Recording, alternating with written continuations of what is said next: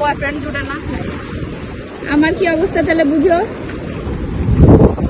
তুমি তো আর এক তোমার লাগে মিশাই আমার জীবনটা খারাপ হয়ে গেছে। উপায় ওই যে এখানে এরকম আছে উপায় যে আমার কপাল।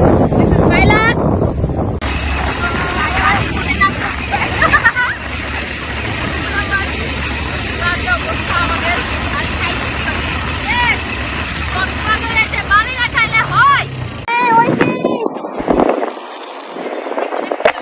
বাসা থেকে পালিয়ে কক্সবাজার আসার আনন্দ কতটুকু। আমি আমার জানের কাছে চলে আসছি।